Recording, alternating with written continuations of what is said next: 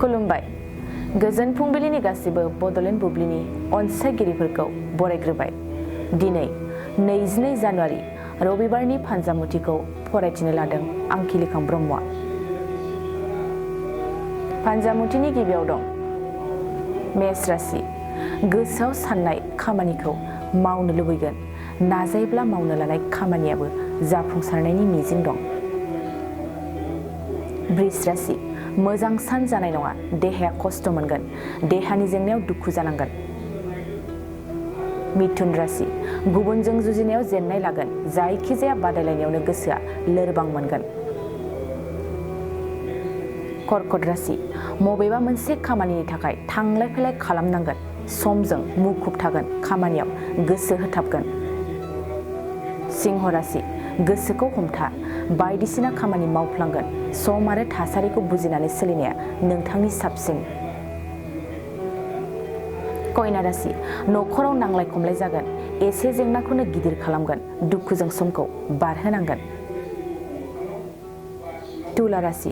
गोसोआ बबेबा मोनसे जेंनाखौ लानानै उसुखुथु जागोन, गोसोनि दिदोमथि गैयैयाव बायदिसिना सानफ्लांगोन।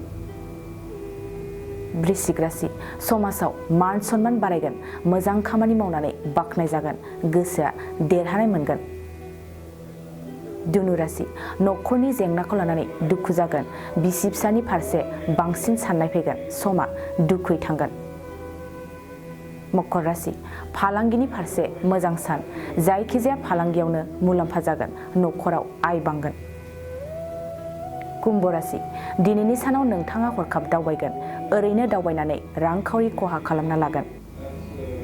मीन राशि। सांग्रां जा, दिदोम गोसोजों सानै हयै खामानि माव, बबेबा मोनसे खामानि मावनायनि सिगां गोबां सानग्रोनाया नोंथांनि साबसिन। दिनै सानसेनि राशि फरायथिनायाबो एसेनोसै। आसा खालामो नोंथांनि दिनैनि साना मोजाङै मोजां थांगोन, बेखौ बड'लेण्ड बुब्लि न'खरनिफ्राय मिजिंथिबाय। गोजोन्थों। गोसो गुदुं गलादारफोरनि थाखाय मोनसे मोजां खौरां।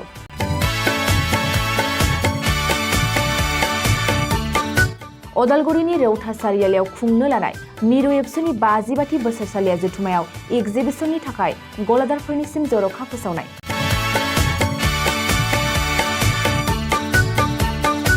फैगौ 2023 मायथाइनि 26, 27, 28 आरो 29 जानुवारियाव खुंनो लानाय मिरु एबसुनि बोसोरसालिया जथुम्मायावनो बायदि रोखोमनि मुवा बेसादफोरखौ दिन्थिफुंगोन एगजिबिसन। बे एगजिबिसनावनो आबादारि, हेन्डलुम, टेक्सटाइल, फिचारि आरो हारिमु बायदि बायदि आयदाफोरखौ दिन्थिफुंनो थांखि लादों बानजाय आफादा। बेनिखायनो गोसो गुदुं सुबुं एबा गलादारफोरा एगजिबिसनाव गला होफैनो हागोन आरो गला होनायनि सोमोन्दै आबुं बाथ्राखौ मिथिनोब्ला नैबे मबाइल नम्बर 9365245137 आव थोंजों सुलाद लानो हागोन।